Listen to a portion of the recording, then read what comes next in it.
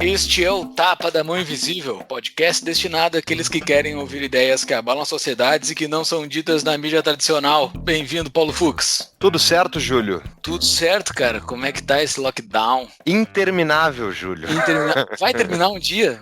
Talvez as pessoas vão nos ouvir em 2022 e vão estar em lockdown ainda. Olha, eu vi o maior cientista da história do Brasil, o Átila, né? Porque, pelo visto, é isso que ele se tornou. Ele fez uma parceria com a Mônica de Bolle e eles decidiram que o lockdown vai até 2035. Então, eu acho que é isso, pessoal. Tem muito Tapa da Mão Invisível pela frente. Diga-se de passagem, eu vi esse tweet da parceria inusitada hoje no grupo do Telegram do Tapa, né? Eles publicaram lá. Aí os dois comentando um pro outro. Ai, que legal, a gente tem que fazer mais trabalho juntos, né? Para o horror da nação. Se os dois tirarem uma cria dos dois, aí vai nascer uma melancia, verdezinho por fora e vermelho por dentro. Que coisa terrível, cara, que coisa terrível. Antes da gente chamar o nosso convidado, que quem clicou nesse episódio viu sobre o tema do nosso episódio, só vamos dar uns recadinhos iniciais e únicos. Momento, recadinhos únicos iniciais. Quer entrar em contato conosco, nos seguir ou saber como nos ouvir, basta entrar no nosso site tapadamãoinvisível.com.br. Lá tem tudo sobre o podcast mais livre da internet, o Tapa da Mão Invisível, sem nenhuma comprovação científica. O Átila não vai conseguir me refutar, porque eu posso dizer que é o podcast mais livre da internet, ponto. Fux, quem é o nosso convidado de hoje? Nosso convidado de hoje organizou um livro onde ele desconstrói o patrono da educação brasileira. Thomas, tu não acha que é errado tu fazer uma coisa dessas, falar mal do cara que entregou a melhor educação do mundo? Olha, primeiro um prazer conversar com vocês e para muitos acadêmicos, eu cometi um crime, né? Eu cometi algo muito pior que estupro, muito pior do que patrocínio. Eu cometi o crime de analisar o intelectual a partir de seus próprios textos. Paulo Freire, um intelectual, escreveu livros, eu li os livros e apresentei um ponto de vista divergente do modo mais tradicional como ele é avaliado, mas para muitos isto é um crime. Mas tem alguém mais, além de ti, que leu os livros do Paulo Freire? Porque eu acho que eu não conheço outra pessoa até agora. Eu não li. Olha, no Desconstruindo Paulo Freire, eu convidei outros autores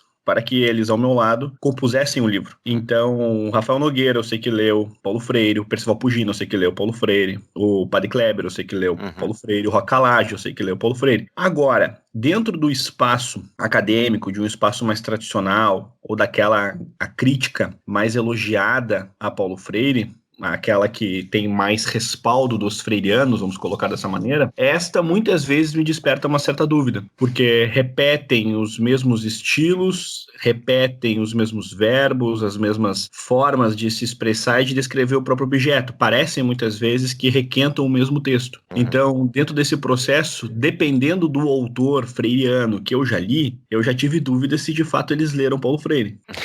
É tipo esse bando de marxista que nunca leu o Capital, né? Basicamente isso, eles leram outras pessoas que leram. Eles não foram direto na fonte, praticamente. Não, e no caso do Capital, ainda tem toda uma história dos problemas de tradução que o Capital teve. Cronologicamente, o Capital foi traduzido primeiro do francês para o português, então o Brasil já recebia uma tradução de terceira mão, tendo em vista que o Capital foi escrito em alemão. Em contrapartida, Paulo Freire escreve na própria língua da pátria. Paulo Freire, ele é um best-seller, ele é um autor que sempre vendeu muito bem os seus trabalhos, só para a gente ter um parâmetro, A Pedagogia da Autonomia, que é o último livro que ele lançou em vida, vendeu, em um intervalo de 1 ano, mais de 500 mil cópias. Então ele sempre foi alguém que vendeu muito bem, e este número, ele é oposto à qualidade de seus leitores, menos à qualidade.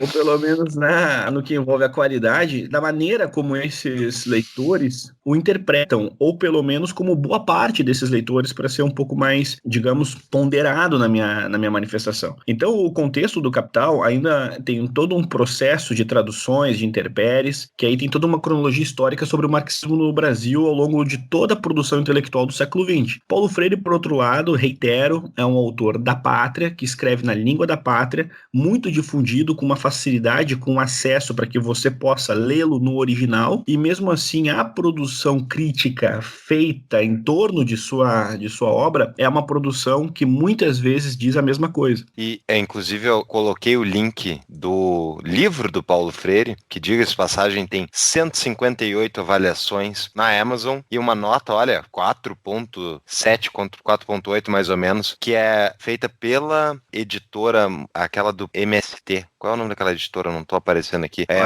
Paz e Terra, da editora Paz e Terra. Mas, para quem quiser então, saber mais sobre Paulo Freire, tem o livro do Paulo Freire e vai ter o livro do nosso autor, que a gente não deu ainda, o mini currículo, que a gente vai falar agora, o Júlio vai falar, mas que tá o link lá também, tá com uma avaliação melhor, que é Desconstruindo o Paulo Freire. Então, Júlio, quem é o convidado oficialmente hoje? O nosso convidado já deu parte da mini-bio dele, né? Mas ele é pós-graduado em Literatura Brasileira pela PUC do Rio Grande do Sul, graduado em História pela PUC do Rio Grande do Sul também, segue o clubinho da PUC, isso aqui virou um clubinho da PUC do Rio Grande do Sul. Patrocínio, PUC. PUC Irmãos Maris. E coordenador do livro Desconstruindo Paulo Freire, como o Fux falou, e o autor do livro Desconstruindo Ainda Mais Paulo Freire. Mais uma vez, muito bem-vindo, Thomas Juliano, que é um colorado. Eu acho que isso tu não botou no teu currículo, eu te sigo nas redes sociais, tu tens uma tatuagem do Inter, algo que eu nunca tive coragem de fazer, mas eu acho que é interessante sinalizar isso, embora tenhamos 3 colorados aqui, o Fux não gosta que eu chame ele de colorado, porque ele é um ex-colorado. É triste essa história, Thomas, eu não gostaria que tu ouvisse ela, porque é muito triste essa história. O Fux abandonando o Inter. É muito triste. Lamentável. Abandonei o futebol, não foi nem o Inter. Isso é lamentável.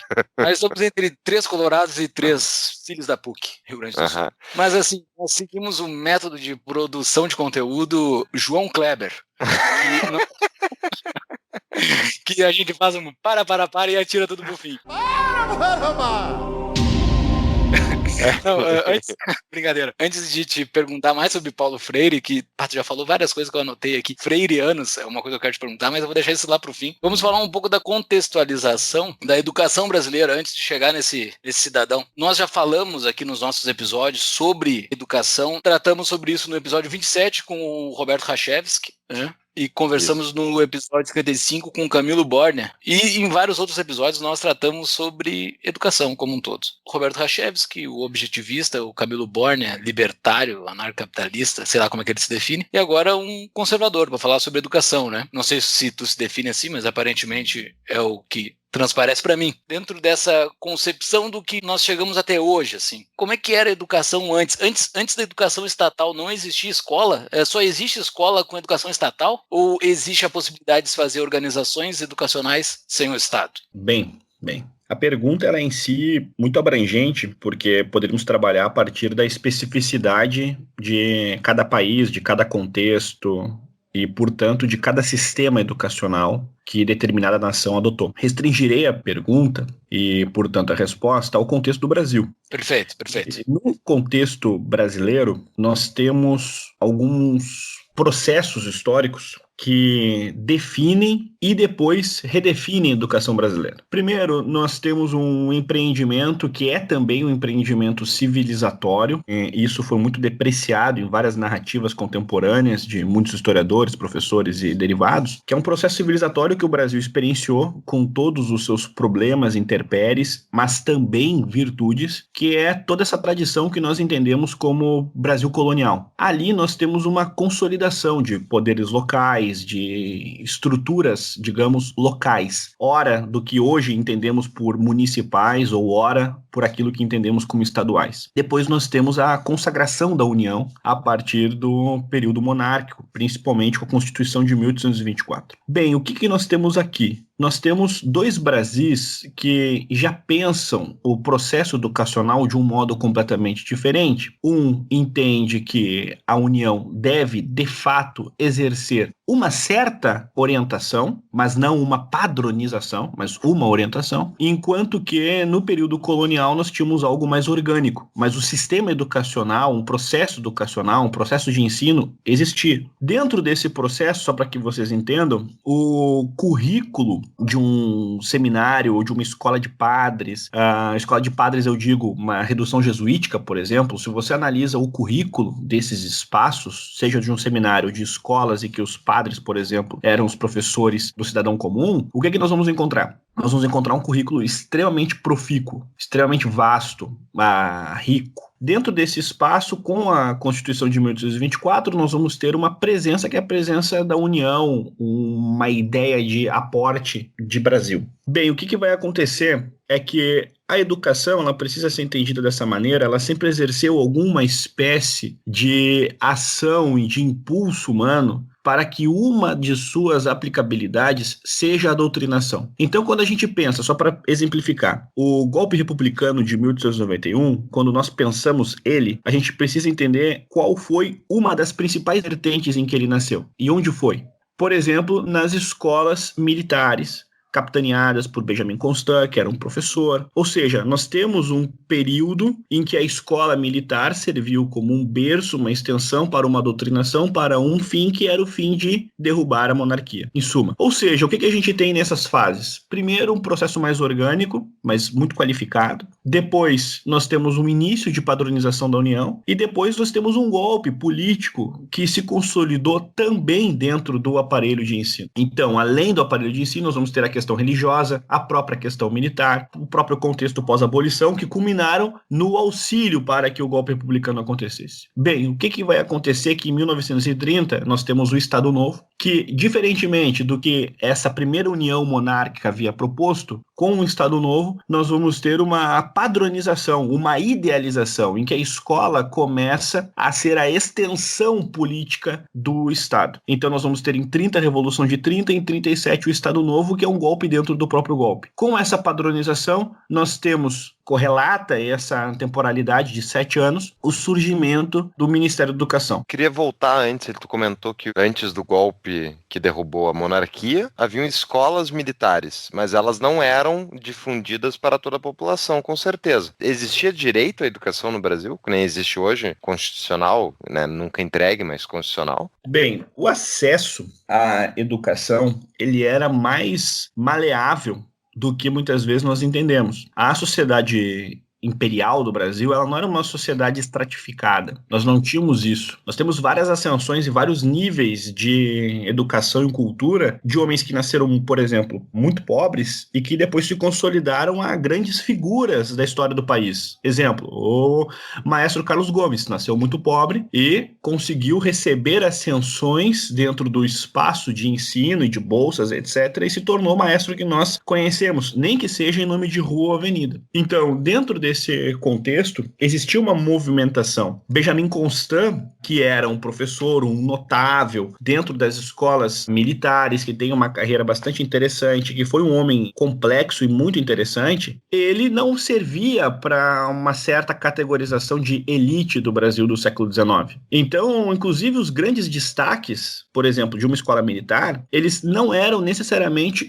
a elite brasileira. Porque a elite brasileira, propriamente dita, a elite financeira do Brasil, na maior parte das vezes estuda fora. O Brasil ainda vivia uma experiência que o entendimento de civilização e cultura eram os entendimentos daquilo que a França produzia. Então, se você tinha condições, você ia para a França. Então, aquilo que nós tínhamos no Brasil era extremamente qualificado. Eu ressalto isso, basta ver um currículo, por exemplo, basta ver o que era no período colonial, uma ratio studiorum, o que ensina, ou se você vai no período imperial e você vai ler, por exemplo, como a análise sintática era ensinada, você percebe que nós não estamos conversando de um ambiente subcultural, muito pelo contrário. Nós, muitas vezes, na comparação, um tanto quanto anacrônica, mas quando a gente olha para trás, a gente se sente até envergonhado, porque o nosso currículo não comporta aquilo. Uhum. Então, nós talvez tenhamos ali pós-doutorado e nós não sabemos fazer uma análise sintática que um aluno mediano do Colégio Pedro II no período imperial sabia fazer. Então, o que a gente tem é um processo histórico em que havia uma movimentação social. Agora, é claro, com muita demanda reprimida, o Brasil tinha um contingente significativo de analfabetos, o Brasil tinha um contingente significativo de problemas sociais em que a escravidão é, sem dúvida alguma, o maior problema. Então, nós vamos ter vários contextos que dificultam qualquer ideia que a gente possa ter de que havia aqui uma ideia de sociedade possível. Mas mesmo com estas restrições do nível de uma escravidão, por exemplo, era uma sociedade que permitia movimentação.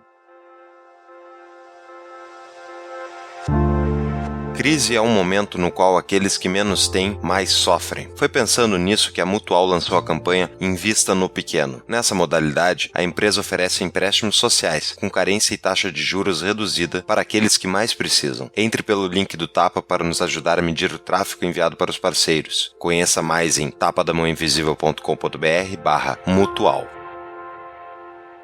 E a partir da entrada, então, do Estado Novo, acontece, então, ali que é criado, tu falou, o Ministério da Educação, é isso? Mas a minha dúvida é os colégios de padres, os colégios que eram, enfim, os religiosos. Qual era o escopo de atendimento que eles davam? Eles eram colégios privados, certamente, mas eles cobravam mensalidade? Como é que funcionava? Porque eu sei que minha avó estudou num colégio desse, e ela me falava, inclusive, como as professoras usavam a régua para bater nos alunos quando eles se comportavam mal e tal. Então, a minha pergunta, assim, o quão difundido eram essas escolas, o quão responsáveis elas eram pela educação dos brasileiros da época, antes do Estado tomar as rédeas disso? Bem, aí a gente precisaria tomar o período colonial e primeiro entender a especificidade de cada ordem religiosa dentro do ambiente pedagógico. Nós temos os jesuítas com uma pedagogia clara, os capuchinhos com uma outra pedagogia, enfim, então existem as ramificações, os beneditinos, os carmelitas. Então, dentro dessas especificidades, nós vamos ter, isso é fato, isso é documento, primeiro, um número muito considerável de bolsas,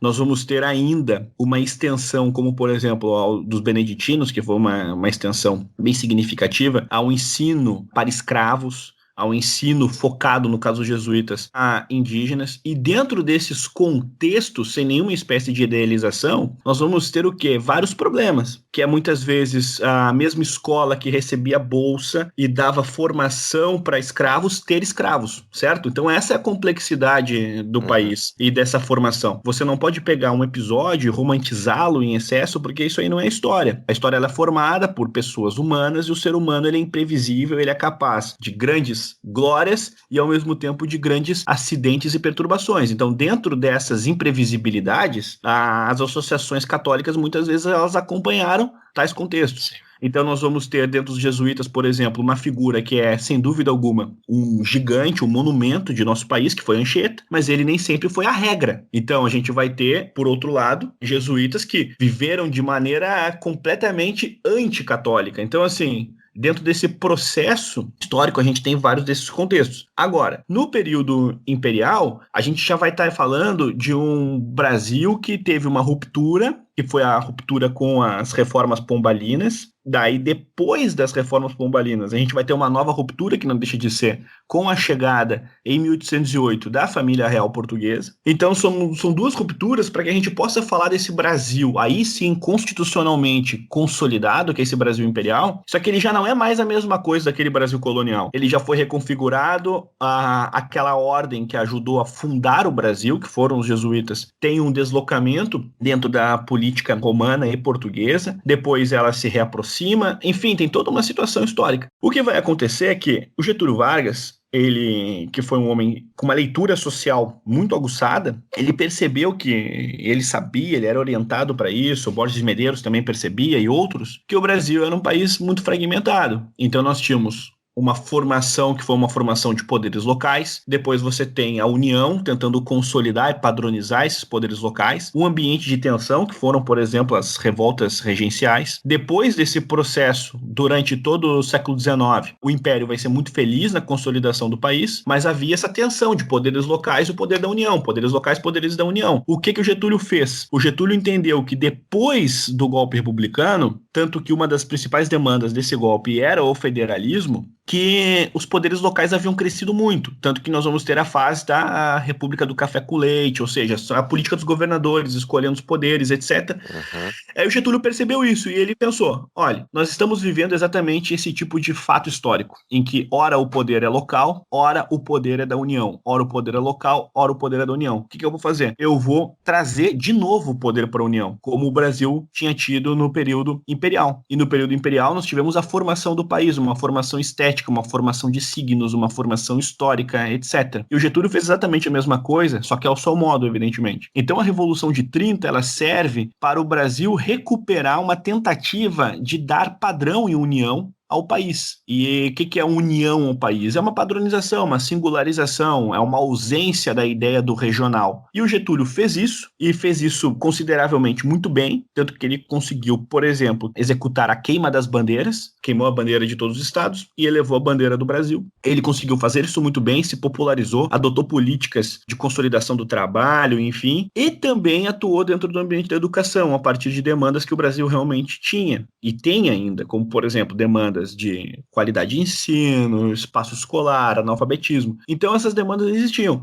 Então tu pega uma demanda real e tu cria uma leitura de um Estado a ser criado, de um Estado idealizado. E foi isso que o Estado Novo acabou fazendo no ambiente político, e o Ministério da Educação, nessa transição de 30 e 37, serviu para ser a extensão do governo Vargas dentro do espaço de sala de aula. E é isso que hoje, em suma, a gente vive. Nós vivemos uma extensão do período Vargas. O Brasil ele não tem uma conexão, sequer o entendimento de união que havia no período imperial, ou nessa primeira fase de república. O Brasil vai viver um pós-Vargas, em todos os aspectos, nos signos e no ambiente escolar. E nesse ambiente escolar, que havia então o Ministério da Educação, qual era o papel do Ministério da Educação? A gente está falando tudo isso antes de vir o nosso alvo da noite, que é o Paulo Freire, né? Então, antes disso tudo, como é que era esse Ministério da Educação antes do Paulo Freire? Bem, o Ministério da Educação já nasceu para servir para uma padronização de Estado, isso sempre foi declarado, ao mesmo tempo que tinha como fim as demandas reprimidas que eu já mencionei. O que vai acontecer é o quê? Nós vamos ter ministros como o Gustavo Capanema, que é o ministro mais longevo de nossa história, que foi o ministro do Getúlio Vargas, que vai ter adotado meios de trazer para o Ministério da Educação grandes intelectuais. Então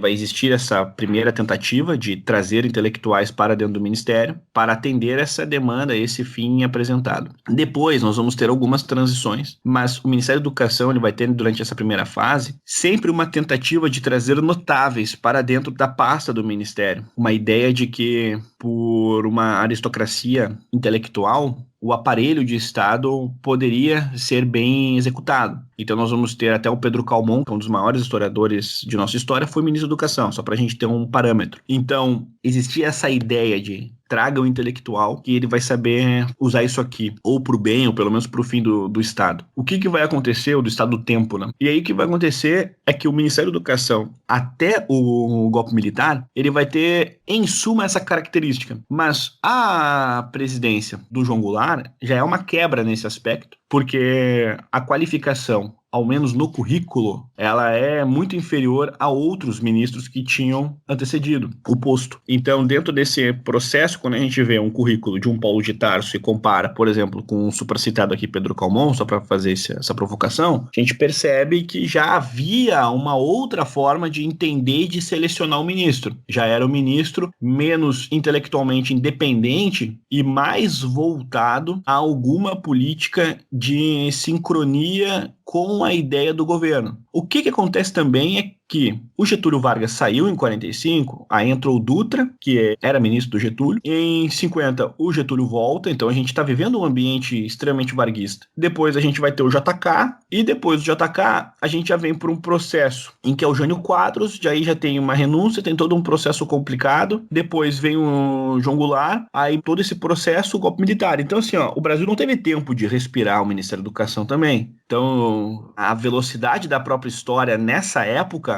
ela foi uma velocidade intensa que culminou exatamente no quê? Que a gente não consiga ter uma visão clara do que era antes ou depois. O Ministério da Educação era tentacular, Durante o golpe militar ficou ainda mais tentacular, mas a partir de um Estado que já existia, que já tinha fornecido aqueles meios. Depois, no governo Fernando Henrique Cardoso, depois no governo Lula, o Ministério da Educação ficou ainda mais tentacular, mas com um aparelho de Estado que já existia. Então, não há invenção para Paulo Freire, só para pegar um gancho, para Paulo Freire ser tratado como patrono da educação brasileira, ou como um símbolo, uma referência bibliográfica. Para chegar nele, ele não é um Everest que apareceu no meio do nada, muito pelo contrário, ele faz parte de uma história, de uma cronologia histórica, em que culminar, talvez nele, ou talvez em outro, como um símbolo síntese a partir da caneta, era algo extremamente previsível. Sim, faz todo sentido. Lá no início do MEC, quando foi criado, e essa escalar, tu tá escalando pro teu time os notáveis da intelectualidade brasileira. Tu falaste um termo ali no meio que era a independência intelectual até um determinado ponto, né? Eles não tinham um viés, assim, não existia um currículo ideológico, eram pessoas notáveis dentro da sua área por serem notáveis, ou já tinha, desde a época do Getúlio, uma certa ideologia predominante que era conduzida para que o MEC tivesse que trilhar? O MEC nasceu ideológico e os ministros, eles sempre foram selecionados para que eles pudessem atender a demanda do governo. Então nós não vamos ter uma oposição, exemplo, Bolsonaro-Mandetta dentro do MEC. Então a gente tem um outro contexto, só que um outro contexto de seleção, em que havia uma certa crença, tanto por parte do ministro ou por parte da equipe de ministros, ou pelo menos da equipe técnica do MEC, de que selecionando intelectuais, você conseguiria, em algum sentido, diluir a ideologia e também conseguir entregar certa qualidade. Quando a gente pensa na equipe do Ministério Capanema, nós estamos falando de notáveis que passaram por ali. Drummond, Graciliano, Portinari e outros. Então nós não estamos falando de pessoas que não tinham cultura ou não tinham leitura de Brasil. Poderemos até discordar da leitura que o Drummond tinha sobre o Brasil, mas ele tinha leitura sobre o Brasil. Então a gente não pode dizer que não tinha. Então, dentro desse processo, o Pedro Calmon entrou mais ou menos nessa mesma linha, que é uma tentativa de você apresentar um grande nome, seja como ministro ou na equipe do ministério, para que isso, em algum sentido, provoque uma harmonia e não uma cisão entre esse aparelho de um Estado que nasceu com a tentativa de criar uma padronização, ou seja, uma tentativa de força opressiva, no caso do próprio Estado, na maneira de entender a educação. Então existia essa tentativa de equação. Então os intelectuais eles entravam para equacionar isso, que em um certo aspecto, depois, no período militar, houve uma tentativa dos militares tentarem trazer o Gilberto Freire, só para pegar um exemplo. O Gilberto Freire para ser ministro da Educação. E ele acabou não entrando, acabou não sendo ministro. O que a gente tem ali é uma tentativa até de recuperar esse antigo vigor, essa pasta independente que você tem uma figura sui generis que ocupa o ministério, e com isso você entende que as coisas darão certo. É um exemplo como a gente tem quando recentemente o Ricardo Vélez Rodrigues foi selecionado. Ricardo Vélez Rodrigues é um intelectual, tem obras muito boas sobre o patrimonialismo no Brasil, que é um conceito histórico fundamental, e o Ricardo Vélez Rodrigues, salvo engano, não ficou 100 dias dentro do ministério. Então você tem a ideia de que você colocará ali alguém que tem leitura de Brasil, que é um intelectual, mas a pasta em si ela é extremamente ideológica e ela exige uma simetria política que quem, por exemplo, no caso do Vélez, entende patrimonialismo, já começa com alguma divergência. Então é esse tipo de espaço. É extremamente problemático. Ele vai contra já, né, toda a estrutura anterior a ele.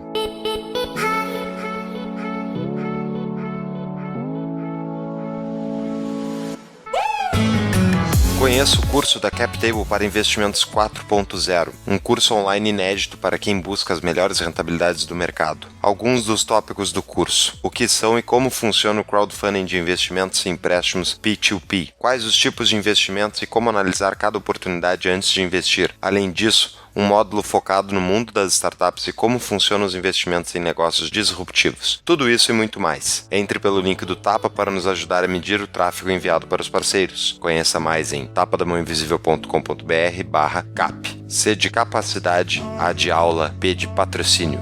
Bom, quando é que o Paulo Freire escreve a Pedagogia do Oprimido e o que é a Pedagogia do Oprimido? Bem, ele escreve exatamente nesses contextos de final de década de 60, início de década de 70, em que Paulo Freire já vivia o exílio, já vivia o período de que era um intelectual público, já com uma certa proeminência nacional, já tinha tido a experiência de Angicos, já tinha outros escritos publicados, já tinha experiência de Angicos. A experiência de Angicos, que foi a aplicação da alfabetização para adultos, que foi a ferramenta pedagógica que deu notoriedade ao Paulo Freire em nível nacional. Então, dentro desse espaço, o que vai acontecer é que a Pedagogia do Oprimido, ela é até hoje tratada como a grande obra de Paulo Freire, seja pelo seu tom, que era extremamente alinhado àquele contexto maniqueísta, muito marcado tanto pela extrema esquerda da época como pela extrema direita, e esse tom maniqueísta a obra de fato possui. Então a obra ela é escrita por um marxiano vulgar. O que isso quer dizer? Existem as classificações, o marxólogo, o marxiano e o marxista. E o marxiano é o leitor crente em várias ramificações do pensamento de Karl Marx. E Paulo Freire é exatamente dentro dessa classificação, ele era um marxiano. E dentro dessa definição, Paulo Freire não é um marxiano, digamos, dos mais qualificados. Há outros, por exemplo.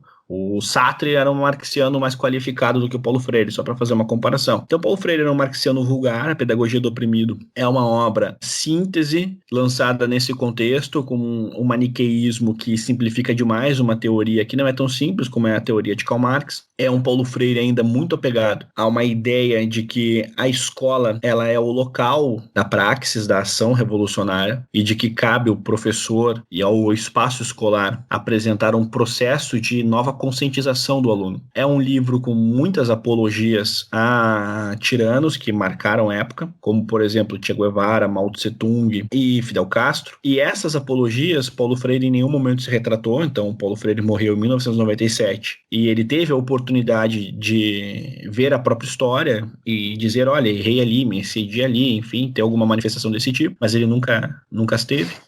Nenhuma surpresa, né, Tomás? Eu sei que tiveram alguns aí que o Eduardo Galeano teve, né? O Eduardo Galeano teve um pouco antes de morrer sobre as vias abertas da América Latina. Ele levantou alguns pontos ali que ele se excedeu, né?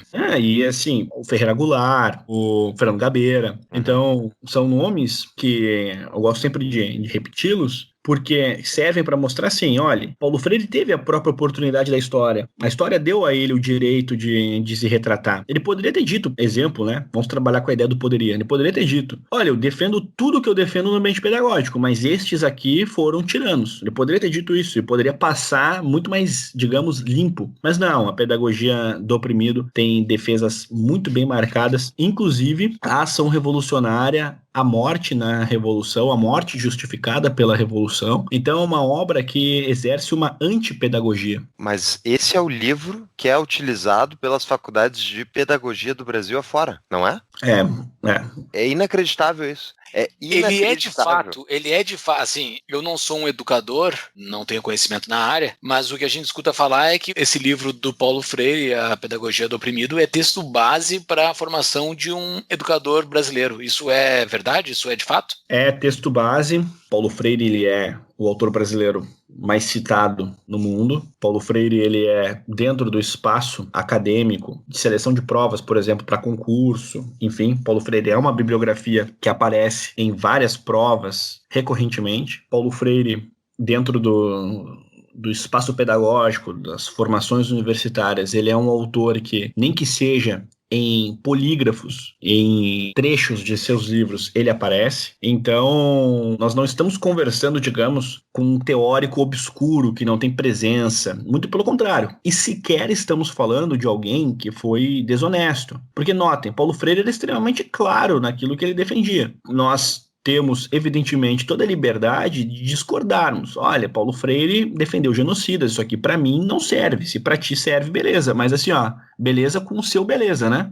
Então, quer ter isso na sua consciência? Tenha. Agora, eu não consigo passar impune por um texto como esse. E aí o que acontece? Dentro desse espaço, só para complementar, dentro desse espaço de uma leitura muito indiferente aos textos de Paulo Freire, ele não só aparece, como mais do que isso, a gente vê que a pedagogia do oprimido, ela é incensada como a obra de pedagogia, no artigo definido. Não é sequer uma obra. Paulo Freire não é apresentado por muitos de seus leitores como alguém que faz parte da história da pedagogia brasileira. Não. Ele é a síntese da história. Ele é a conclusão, ele é o cume, como queiram definir. E é uma definição que está aquém do próprio trabalho pedagógico de Paulo Freire. Vamos ignorar todas as defesas, todos esses absurdos, mas vamos analisar só a pedagogia de Paulo Freire. Esta pedagogia, ela não permite que Paulo Freire seja avaliado nesse nível. Exemplo, Paulo Freire, eu vou dar um exemplo bem pontual. O Sartre, que eu já citei aqui, escreveu um romance chamado A Náusea, que é uma peça literária maravilhosa, muito bem escrita, muito bem desenvolvida, reconhecida pela Hannah Arendt, o Camus, enfim, leram o trabalho e reconheciam o quê? Mérito estilístico. Olha, eu posso discordar do que está no texto, mas isso aqui está bem escrito, isso aqui está bem fundamentado, isso aqui provoca alguma coisa no leitor. Paulo Freire não tinha um texto que promovia isso. Então, o Sartre defendeu absurdos também. Mas você tem o quê? Olha, faço uma ressalva de que A Náusea é muito bem escrita e outros trabalhos. O Paulo Freire não tem isso. Então você lê a Pedagogia da Autonomia, você lê Cartas a Cristina, você lê Pedagogia da Indignação, Pedagogia do Oprimido, e você encontra sempre o mesmo texto requentado. Os mesmos verbos, as mesmas experiências. Se ele requenta o título, ele é óbvio. O cara não conseguiu melhorar o título. Então você não encontra esse mérito estilístico. Mas e o que se promove dentro da pedagogia do oprimido? Qual é o grande problema da tese do Paulo Freire? Fora um marxismo evidente que a gente já bate em todos os episódios aqui. Qual é o problema?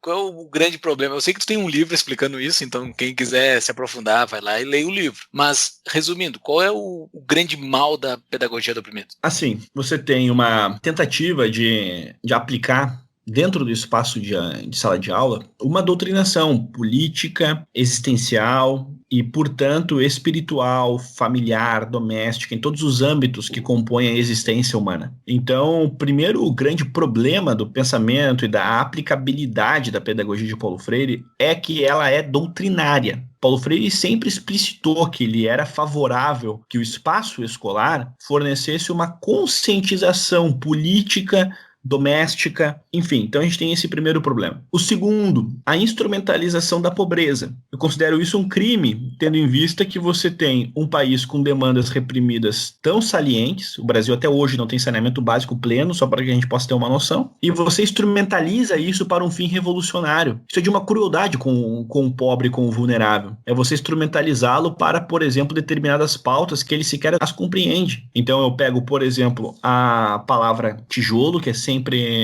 usada como um exemplo na maneira como Paulo Freire tentava alfabetizar, e você tem a palavra tijolo e ela não serve para que de fato ela seja lida, compreendida. Não, existe um fim que deve ser atendido, que é o fim da conscientização. A conscientização, ela está à frente da própria leitura, ela está à frente, inclusive, da própria superação, que não é só concreta, mas ela também é abstrata, da pobreza. O que seria o concreto? É você ter o que comer, vamos colocar assim, uma linguagem simbólica. É você ter os meios, mas você pode ser um pobre de maneira abstrata, você ser uma pessoa, por exemplo, com pobreza afetiva, você pode ter pobreza espiritual, você pode ter pobreza moral, enfim. Então, a ideia do entendimento de pobreza, ela não pode ser restrita à exploração material dela, muito pelo contrário. Então, você precisa estender a ideia do que é ser pobre a partir, claro, de demandas que são reais, como, por exemplo, a demanda de você ter o que comer, mas que também existem demandas que são reais, como, por exemplo, você conseguir se situar enquanto pessoa, na extensão do que compõe uma pessoa, dentro da realidade. Então, dentro desse espaço, Paulo Freire ele aleijava a compreensão sobre o pobre. Ele acabava instrumentalizando o pobre, deixando o pobre muitas vezes restrito ao ambiente único, circunscrito da consciência econômica sobre a sua pobreza, e uma consciência mal ensinada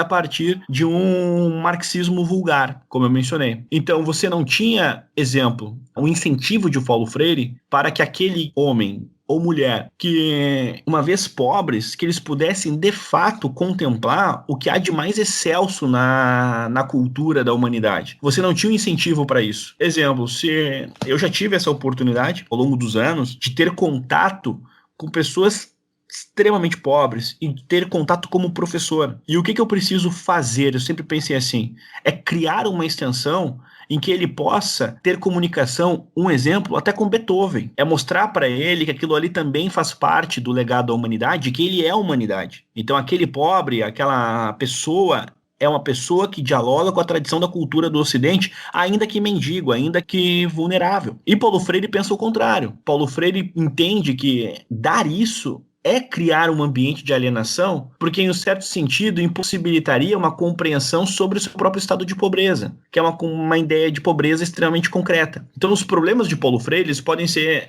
sintetizados nisso. Uma instrumentalização da pobreza, em que ela é restrita a uma ideia concreta, mas, a partir disso, nós não teremos apenas no pobre a ideia da pedagogia de Paulo Freire, muito pelo contrário, ela se aplica em sala de aula, a sala de aula serve como uma extensão, como uma doutrinação para outros alunos, nem sempre pobres. Então a pedagogia de Paulo Freire não é aplicada apenas a um nicho econômico do país, não. Ele escreveu para todas as camadas e desejou que a consciência, a praxis, a ação revolucionária proposta por ele fosse atingida. Então o professor executa um papel, que é um papel doutrinário, não pode ser um papel impessoal, ainda Paulo Freire tinha uma visão extremamente limitada, por exemplo, da história do século XX. Paulo Freire afirmava em 1997 que o século XX iria virar século XXI com 1 bilhão de desempregados. Ou seja, ele tinha uma leitura completamente desqualificada do que ele chamava de neoliberalismo. Então ele era um pedagogo que executava uma antipedagogia. Ele não pesquisava fontes, escrevia muito mal, defendeu genocidas. Tinha uma pedagogia que fazia apologia a uma ação revolucionária dentro do espaço escolar, doutrinava, limitava a pobreza, entendia o pobre sempre de uma maneira concreta, uma maneira assistencialista, uma maneira grosseira. Em um certo sentido, ele suspeitava dos próprios anseios por autocultura dos pobres. Então, Paulo Freire, se tivesse dado aula para o Machado de Assis, que nasceu pobre no Morro do Livramento, mulato, em um Brasil escravocrata, se o Paulo Freire tivesse dado aula para Machado de Assis não seria Machado de Assis. Sim. Poderia ser um agente da praxis, mas não seria Machado de Assis, não teria escrito Dom Casmurro. Sim. Mas antes de eu passar para o Júlio perguntar, bem, está plenamente adequado o Paulo Freire ser o patrono da educação brasileira para um país miserável. Mas a minha pergunta é... certo! Deixa eu engatar numa outra pergunta tua, de novo. Vai lá, Júlio. Isso tudo que a gente vê no Brasil hoje, teste do PISA, toda essa tragédia que a gente vê aí, é culpa do Paulo Freire? Dá pra dizer que é culpa dele? Bem, quanto à primeira manifestação, eu discordo. Eu acho que o Paulo Freire, ele não merece ser patrono da educação brasileira, porque o Brasil ele não se resume apenas ao contemporâneo. Nós ainda somos a terra de Anchieta, de André Rebouças, nós somos a terra do Visconde Uruguai, nós temos esse legado. Então, uma vez que, e como historiador, eu valorizo muito a matéria-prima chamada passado, quando eu comparo Paulo Freire com o nosso próprio passado histórico, eu percebo o nosso abismo e o quanto caímos. Então, eu consigo para os meus alunos e para os meus amigos, pessoas, enfim, do meu convívio, que têm essa mesma sensação, porque lidam com um problema real, que são os índices brasileiros que são muito ruins, e falam, olha, é justo que o Paulo Freire seja patrono. Aí eu venho com a visão do historiador, eu digo não, mas não vejam só, o Brasil não pode ser resumido a 2012, 18, 2005, o Brasil ele é mais do que isso, o Brasil tem um legado histórico e quando a gente avalia esse legado e faz a proporção, a gente percebe que Paulo Freire está aquém da nossa história. Ainda, no que envolve os testes e todo esse processo, o Paulo Freire não é o culpado disso. Paulo Freire foi um pensador que escreveu livros e que foi adotado por políticos, etc. Ele não pode ser singularizado como o culpado de nossos problemas educacionais e eu, particularmente, jamais o coloquei assim. Ele é um pensador tratado como símbolo. Só que é aí que a gente entra em um processo, que é, muitas vezes, ele é culpado, mas aqueles que o tratam assim, não. Então, fica algo completamente injusto. Então, Paulo Freire não é o culpado de todos os problemas que nós temos em matéria de educação, de matérias de índices, de maneiras como o Brasil alfabetiza. Paulo Freire não é o culpado disso. Até porque Paulo Freire morreu em 1997. E, ao que me consta, o Brasil, em vários segmentos, piorou de 1997 para cá. Então, nós também não poderemos jamais adotar um comportamento, penso eu, que é o comportamento de uma crítica anacrônica, de culpar Paulo Freire por coisas que o Brasil vive em 2020. Veja, o homem não está aqui para se desculpar, não está aqui para ter experiências reais de se retratar, não está aqui. Mas Paulo Freire dialogou com vários problemas que o Brasil hoje tem. Ajudou a fundar o PT, Paulo Freire ajudou isso, ajudou aquilo. Sim, ajudou. Então ele tem, até 1997, dentro desse recorte histórico, presença histórica. E a culpa sobre ele tem que ficar exatamente nesse contexto. É aquilo que ele produziu, escreveu, o que ele não se retratou, o que ele fez, mas até 97. Entendi. É culpa mais dos freirianos, né? Com certeza. Por ter adotado esse cara, por ter trazido ele para esse contexto quase hegemônico que se viu na educação por muito tempo. Paralelo a ele, na época dele, na era contemporânea a ele, surgiram outros nomes que poderiam ter sido adotados, ou mais, né? Precisa adotar um nome para ser a regra de educação de um país todo? Bem, eu escrevi o Desconstruindo Ainda Mais Paulo Freire, que é a sequência do Desconstruindo Paulo Freire, e eu respondi essa pergunta sobre o patrono. Eu sempre penso que, pela caneta, nós jamais deveríamos ter um patrono. E o que eu fiz foi uma manifestação simbólica, histórica, cronológica, na comparação de Paulo Freire com outro personagem de nossa história. E mostrei que Paulo Freire está muito aquém daquilo que já tivemos. Mas, dentro desse processo, eu particularmente sou contra de que hoje, exemplo, o governo Bolsonaro queira mudar o patrono, por exemplo. Porque na maneira como a gente tem a política, daqui a 2 anos você tem uma nova eleição e uma nova mudança. E nós vamos ficar sendo o país que muda patrono de 4 em 4 anos. Então, a cada eleição de presidente, um novo patrono. Daqui a pouquinho, a gente não tem nenhuma espécie de padronização política. Então, eu prefiro que qualquer manifestação desse nível, ela seja sempre manifestada pela cultura e pelo entendimento da própria história do país. Enfim, por outras vias. Jamais pela caneta. Até porque eu, particularmente, defendo o fim do Ministério da Educação. Então, uma vez que eu defendo o fim do Ministério da Educação, eu não posso simplesmente ficar considerando que sejam válidas manifestações a partir da caneta, por mais que eu concorde com aquilo que seja manifestado. Digamos que o Bolsonaro queira colocar o Anchieta como patrono da educação brasileira. É evidente que eu concordo que Anchieta foi uma figura monumental de nossa história. Mas o problema é que daqui a 2 anos, o patrono da educação brasileira pode ser o Betinho. Daqui a 8 anos pode ser o Darcy Ribeiro. E se você continua nesse processo, você vai tendo essas transições. Então, tu entrou já na pauta que era a pauta final aí que a gente queria te perguntar. Qual é a solução? E tu falou a solução que nós aqui do Tapa defendemos há muito tempo, que tem que acabar o Ministério da Educação. Mas a gente não é restrito só no Ministério da Educação, mas ok, vamos começar por um. Um episódio de cada vez, Júlio. Thomas, então, qual é a solução para a educação brasileira? É acabar o MEC, tá? Mas e daí? Os pobres não vão ter mais acesso à educação? O que acontece? Bem, eu sou historiador, então eu analiso, a minha matéria-prima é o passado, é aquilo que já aconteceu. Eu não tenho qualificação para conseguir especular sobre o futuro. Aí, por exemplo, eu não sou um analista de futuro, e muito pelo contrário, eu sou inclusive um péssimo analista. Eu considerava que o Bolsonaro iria perder a eleição, por exemplo, achei que o Alckmin fosse ganhar. É só um exemplo para mostrar que no calor da hora, o historiador não sabe avaliar aquilo que irá acontecer. Não faz parte da competência do historiador. O historiador é aquele que vai vasculhar o documento do século XVI e aí vai apresentar alguma relação daquele documento com aquilo que a gente vive no nosso dia. Então, seja de maneira direta ou de maneira indireta. Então, o meu olhar é sempre para trás. Então, eu não tenho ideia de qual seria a solução para a educação brasileira. E seria muita prepotência minha ser o sujeito com um tom messiânico ao estilo Paulo Freire, de sair dizendo, olha, eu tenho a solução para a educação brasileira. Não, eu não faço a mínima ideia. Agora, com uma análise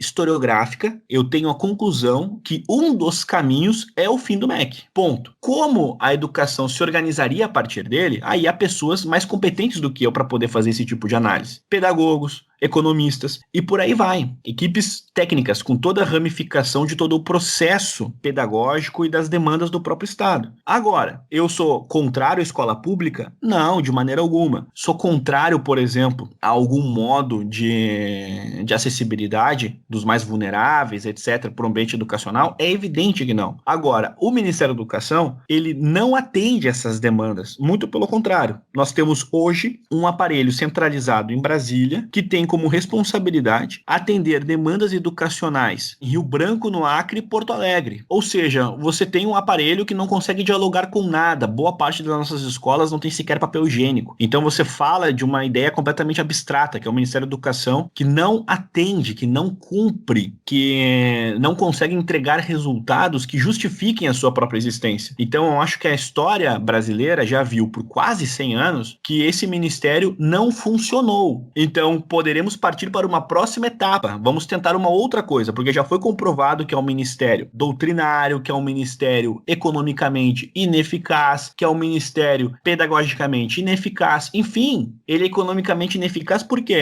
basta que seja, por exemplo, acompanhado o terceiro episódio do que nós lançamos na Pátria Educadora. Ali há uma série de dados que demonstram que é ineficaz do ponto de vista pedagógico, do ponto de vista econômico, e que sequer ainda foi investigado como deveria. Porque o dia que o Ministério da Educação for de fato investigado, quanta corrupção a gente vai achar? Você tem um aparelho que precisa distribuir recursos para o Brasil inteiro, e o Brasil tem complexidades educacionais muito específicas de cada uma dessas regiões. O contexto pedagógico no Amapá é diferente do contexto pedagógico no Espírito Santo. Então, existem especificidades que você não consegue, de fato, gerenciar, porque existe uma padronização estatal, em que o Brasil é singularizado a uma política de Estado, sendo que o Brasil é complexo, com regiões e contextos muito claros, muito singulares. Então, eu defendo o fim do Ministério da Educação, pela própria história como ele foi formado, pela sua ineficácia, pelo seu autoritarismo, pela sua ingerência. Então são pontos que fazem com que eu manifeste a minha posição de fim do Ministério da Educação. Que é, só para concluir, uma posição que se soma, exemplo, se existisse, vamos trabalhar aqui com uma ideia do C, né? Se existisse uma comissão de pessoas que defendessem o fim do Ministério da Educação, nós teríamos uma conjugação de diferentes intelectuais, diferentes pessoas. Teríamos economistas, teríamos pedagogos, e essas pessoas todas defendendo o fim do Ministério da Educação. Eu daria minha colaboração como historiador, apresentaria cronologias, etc, etc. Porque há uma multidisciplinariedade que está na ideia de qualquer debate sério sobre extinção de uma pauta tão benquista de maneira auditiva pela sociedade brasileira. Porque quando tu fala fim do Ministério da Educação, parece que você é um pedante, um alienado, que está defendendo o fim da escola pública e um país cada vez mais estratificado, etc. Não, não é nada disso. Então existe todo um processo de desmistificação para um debate sério sobre isso, que creio que sequer existe. Então é uma conversa um tanto quanto irreal falarmos de fim do Ministério da Educação. Eu escrevi um capítulo, um artigo sobre o fim do MEC, no meu novo livro, que é o Desconstruindo Ainda Mais Paulo Freire. Eu botei ali que desenvolvi isso, evidentemente, né, porque eu sou favorável ao fim do Ministério da Educação, mas é um debate que, como eu coloquei ali, olha, eu faço uma descrição como historiador, esse aqui é meu ponto de vista como intelectual, como analista, como historiador. Agora, eu não sou responsável, digamos, por propor uma solução, porque isso aqui é muito mais complexo. O Brasil tem 200 milhões de habitantes, e o Ministério da Educação, para concluir, é uma tentativa de solução, é uma tentativa. Então, assim, ó, dependendo do contexto, olha, o Brasil já foi muito permissivo a tentativas de soluções que culminaram em coisas completamente opostas, que trouxeram mais problemas. Então, acho que muitas vezes o Brasil está cansado de tentativas de solução também. O Brasil precisa respirar. Uhum. É que quando tu fala, vão acabar com o MEC, coisa do tipo, existe essa confusão na sociedade, e eu acho que muitas vezes provocada pelo próprio MEC, do que é Estado e do que é uma demanda justa da sociedade. Existe uma demanda justa da sociedade pela educação dos seus cidadãos. As pessoas querem... Ninguém aqui quer conviver numa sociedade onde as pessoas não saibam ler e escrever. Isso é uma coisa. Outra coisa é, temos que ter um currículo nacional decidindo como é que todo mundo vai ler e escrever, quais os conteúdos necessários e a obrigatoriedade, daí tu entra... E justamente isso, tu padroniza de cima para baixo, tu obriga todo mundo a seguir determinado padrão, que vai ser o padrão de quem tá no poder, quem tá controlando o MEC. Não sei se tu concordas com isso. É bem isso aí, é bem assim. É bem assim. Bom, nós aqui do Tapa defendemos o fim do MEC também, acho que desde os primeiros episódios, né? Provavelmente, a gente tá falando isso há muito tempo E Mas não interessante saber que o Thomas tem essa posição. Mas eu acho que ele tá falando há mais tempo que a gente, né? Então, assim...